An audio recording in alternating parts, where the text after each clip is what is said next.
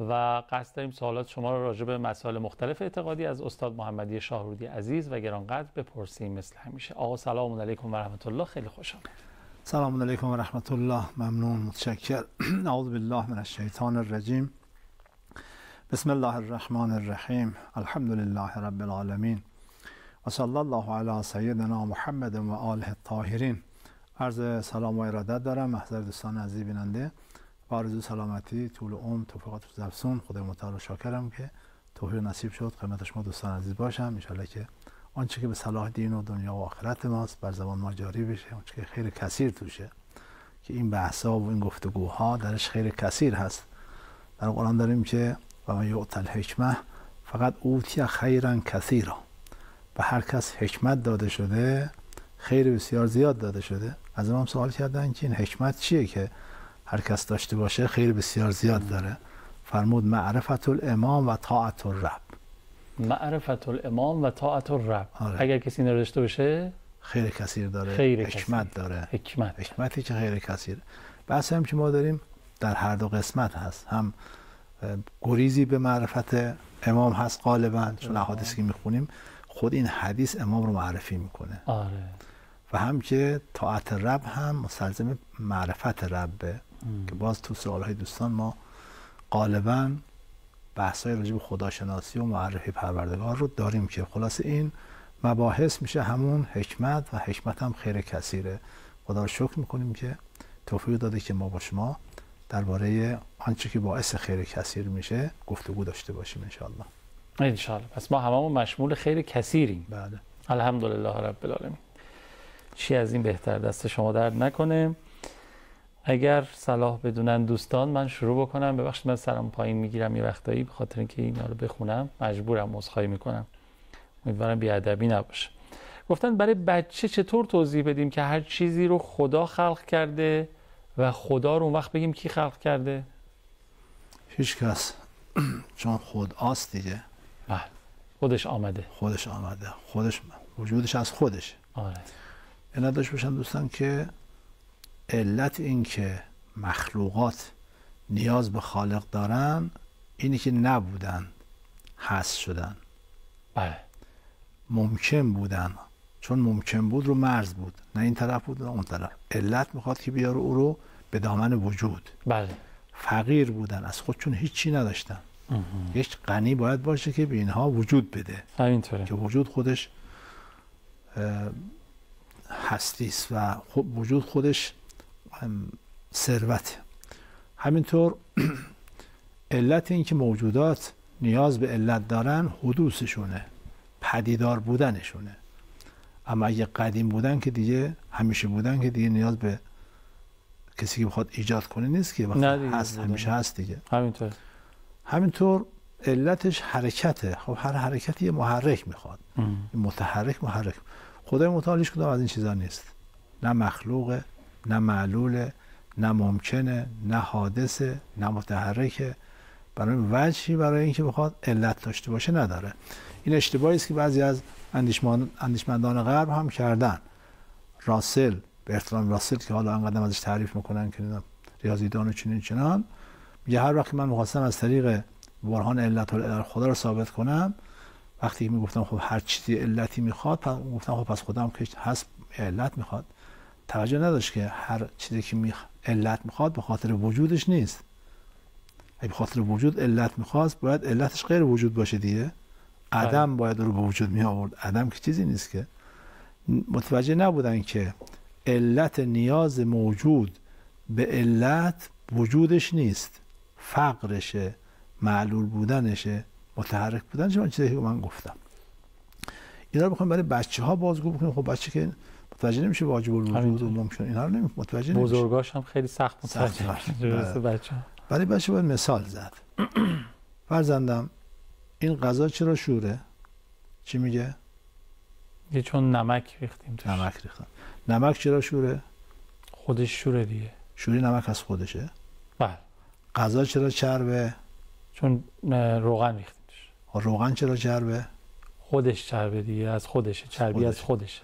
گرمای آتش به خاطر خودشه. آره مال خودشه. هیچ کس آتش رو گرمش نمیکنه. نه. فرزندم وجود من و تو مثل چربی و شوری غذاست که از خودش نیست، از بیرون بهش اضافه شده. وجود و خدا مثل شوری نمکه که از بیرون بهش اضافه نشده، از ذات خودشه. وجود و خدا از خودشه، او واجب الوجود، وجود از خودش میجوشه. همه عالم از او وجود میگیرن، اما او دیگه از کسی وجود نمیگه. همینطوری کسی نمک رو شورش نکرده، خدا رو هم کسی به وجود نیاورده. خدا همیشه بوده. با این مثال ها مطلب کاملا تو ذهن بچه می نشینه. خیلی خوب. در واقع هر چیزی که شوریشو از نمک گرفته، الا خود نمک که از خودش شوریش، که از خودش، از چیزی شوریشو نگرفته. ذاتش شوره. ذاتش. همه موجودات وجودشون از خدا گرفتن، ولی خدا که واجب الوجود وجودش رو از خودش گرفته. جالبه. خیلی خوب. ما که بچه نبودیم لذت بردیم از این پاسخ. بچه‌ها حتما میبرن دیگه. خواستم خلاصه بگم که قبلا خیلی به اعتقادات پایبند بودم، اما مدتی میشه که خیلی سست ایمان شدم. یعنی نمیتونم من فکر کنم با چنین شخصیتی بخوام از دنیا گذر کنم. تا اینجاش که خیلی همون همینجوریم. و این سستی ایمان از وقتی شروع شد که متوجه خطاها و کارهای نابخشودنی اساتید و مسئولان شدم. و گفتم که اگه اعتقادی هست چرا برای این اساتید نباشه؟ فقط برای مردم بیچاره است؟ لطفاً تو برنامه‌تون راهنمایی کن. چقدر مهمه کسی مسئولیتی جایی داره؟ بله. خب اشکال ایمان ایشون این بوده که چون ایمان رو از سرچشمه نگرفته. آره. از اون وسط‌ها که آلوده بوده به انواع آلودگی ها از اونجا گرفت. چه مثال قشنگی. آره. بله، اگر ایمان رو از سرچشمش میگرفت به این چیزها ایمانش از دست سست نمیشد. او ایمانش رو از افراد گرفته. آره. افراد هم که کار بدی میکنن ایمانش از بین میره. مثلا ایمان رو باید از عقلش بگیره، ایمان رو باید از خود ایمان بگیره، باید بیاد بررسی بکنه با عقل خودش، با مطالعه خودش، ببینه که آیا اسلام حق هست یا نیست. اینکه افراد مسلمان ها درست عمل میکنه یا درست عمل نمیکنن اون ربطی به اسلام نداره. ببینه که ایمان حق یا حق نیست، خدا وجود داره یا وجود نداره، معاد وجود داره یا وجود نداره. اگه وجود نداره مراجعه کنه به کسانی که تخصص دارن تا براش 10 تا دلیل بیارن که خدا وجود داره، معاد وجود داره. این حرفا گفته میشه همش درسته، اما اینکه کسانی که حالا اسمش گذاشته استاد، از کجا کنه استاد باشن؟ به چه دلیل استادن؟ به همین دلیل که عمل نمیکنن استاد نیستن. به همین دلیل که به حرفی که میزنن پایبند نیستن استاد نیست. کدوم استاد؟ صرف داشتن یه سری اطلاعات نمیشه به کسی. یه اطلاعات یه سری هم مثلا عناوین بیخود. حضرت مثلا فرض کن حجت الاسلام و المسلمین، کو دکتر مهندس، اینا عناوینه، اینا هیچ. باید ببینیم چقدر با اون عمل و رفتارش سازگاره. باطن چقدره. این که حالا عناوین که دیگه.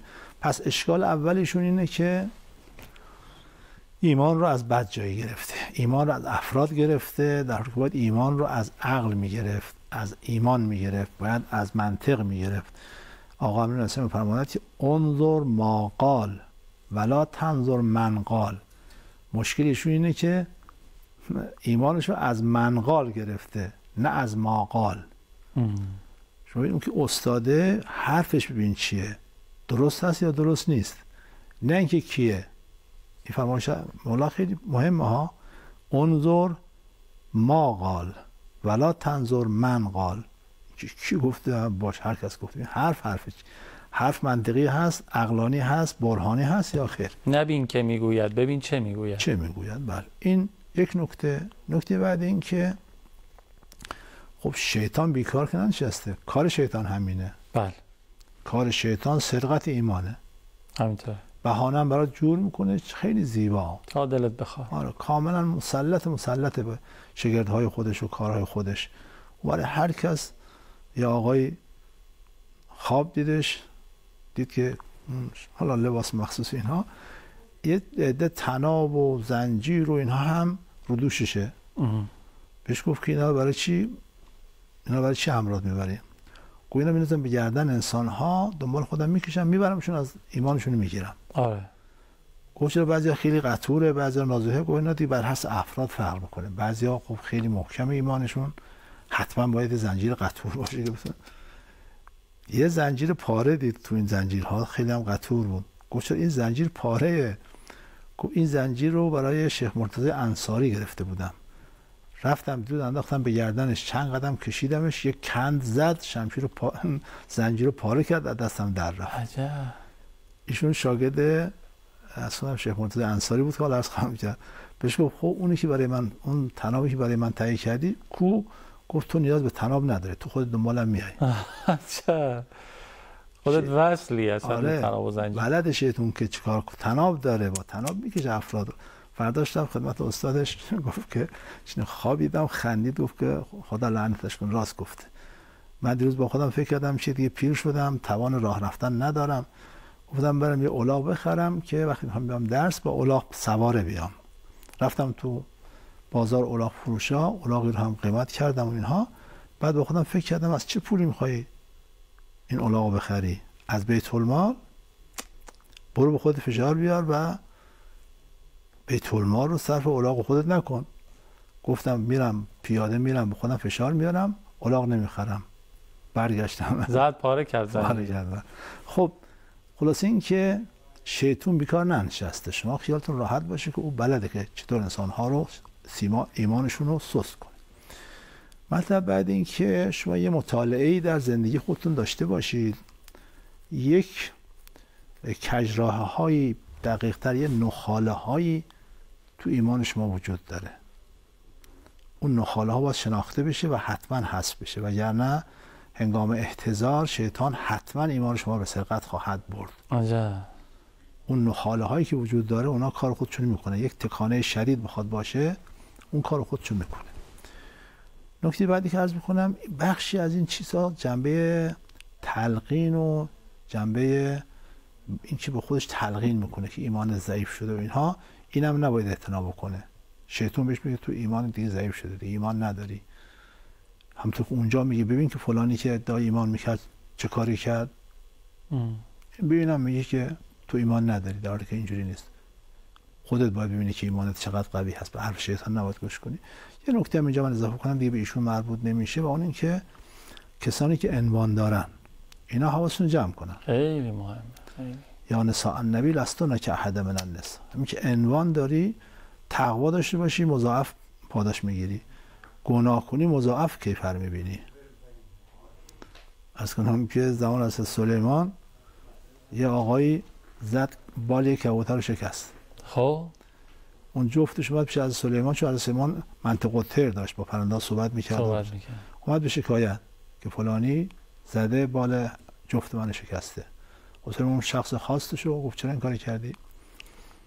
گفت که خب من حاضرم که رفته بودن که دانه از گندم خرمنش دانه بچینن، زد بالش رو شکست. گفت من حاضرم که هزینه سال اینها رو بدم، هر چی گندم میخوام بهشون بدم، از اون شکایتشون صرف نظر کنم.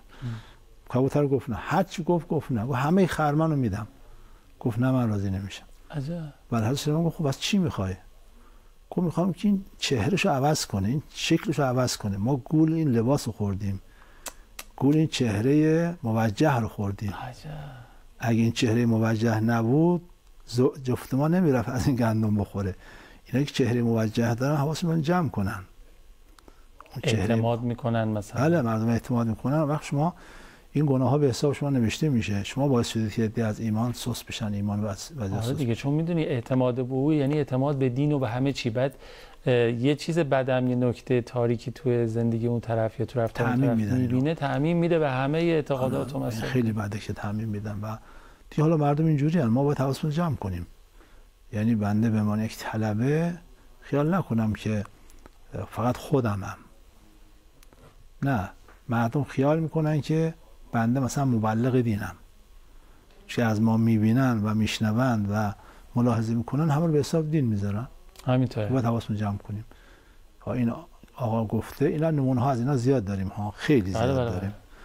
کسانی که عنوانی دارن، مسئولیتی دارن، جایگاهی دارن، حالا تریبونی دارن، اینا باید حواستون جمع کنن.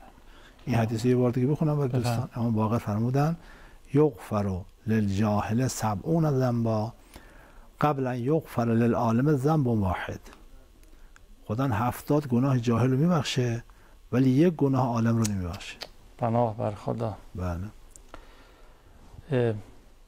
بعضی وقتا خب آدم این احادیث این شکلی رو میشنوه، این که فرمودی و شبیه اینو داریم باز شبیهشن، میگه پس همون بهتر اصلا اون چیزی ندونه ها، یا مثلا نه مسئولیتی داشته باشه نه علم آگاهی. اما از اون طرف هم میفرمودین اگه یه حرف درستی بزنه، کار درستی بکنه، پاداشش مثلا دوره که نمازی که عالم میخونه تا هزاران خیلی فرق میکنه. بله.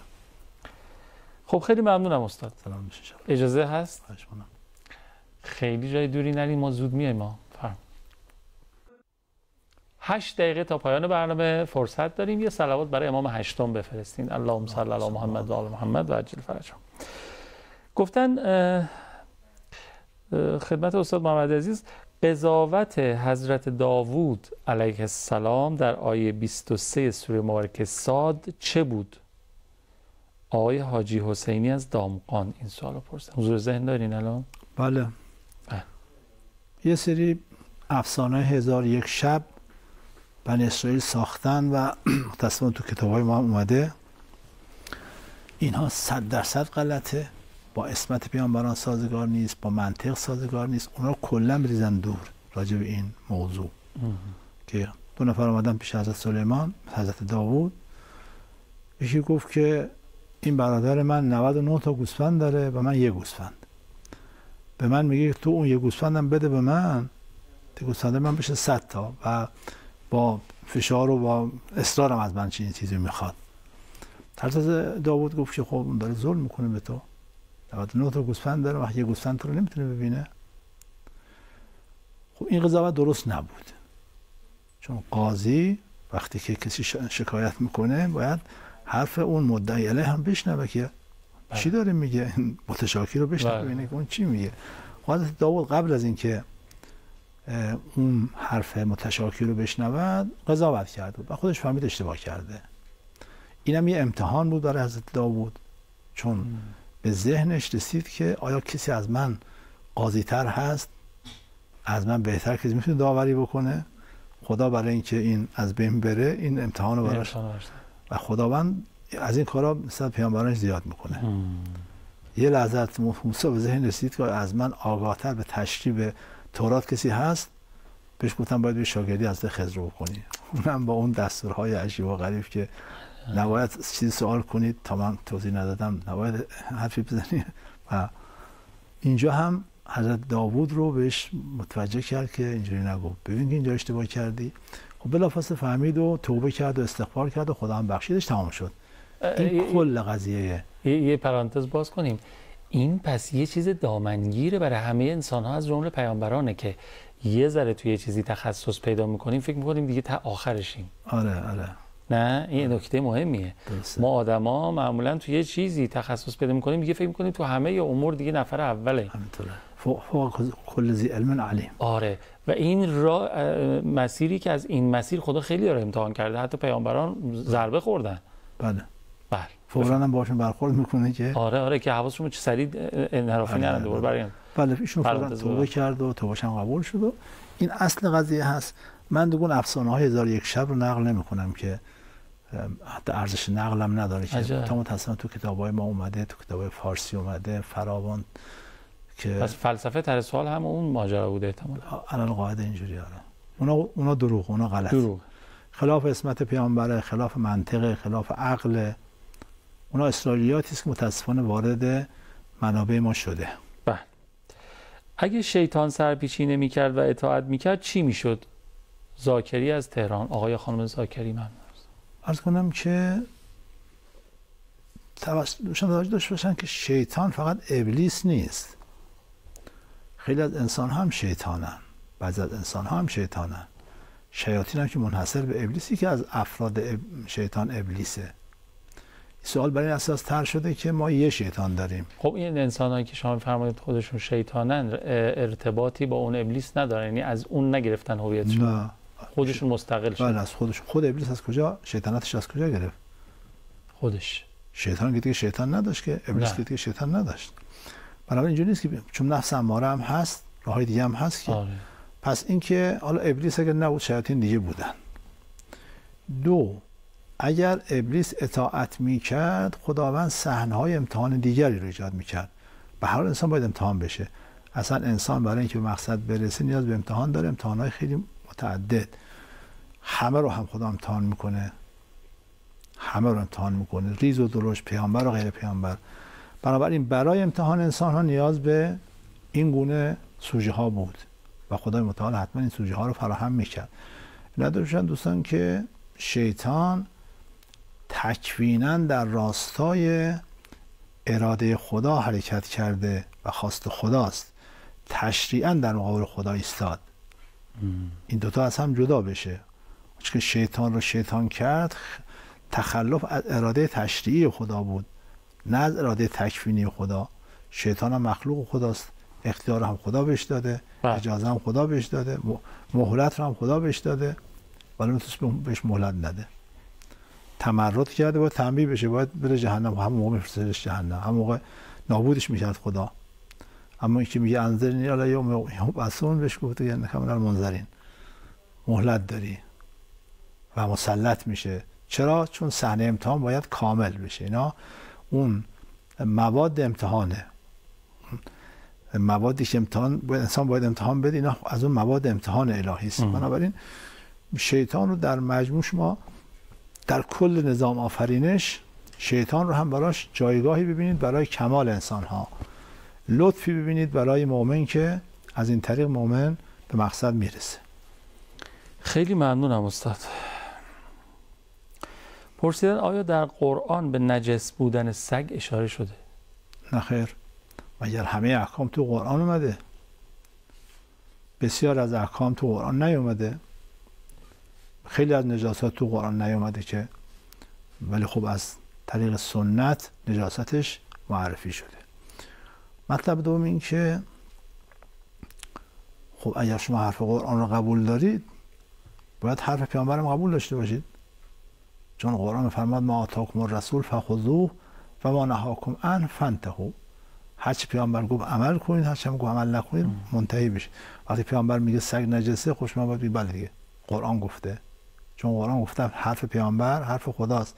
ما ینطق عن الهوی ان هو الا وحی یوحی یا ایها الذین آمنوا اطیعوا الله و اطیعوا الرسول و اولی الامر منکم. حالا یه پیامبر گفت ما اطاعت نکنیم، بگیم چون خدا نگفته، چون قرآن نگفته. چرا قرآن گفته؟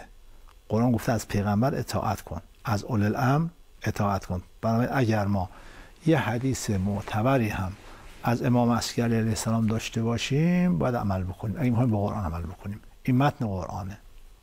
درست. خیلی ممنونم، خیلی استفاده کردیم. خدا خیرتون بده. ممنون. نکته امری فرمایشی. آباد بخیر باشید. زنده باشید، محبت دارید همچنین.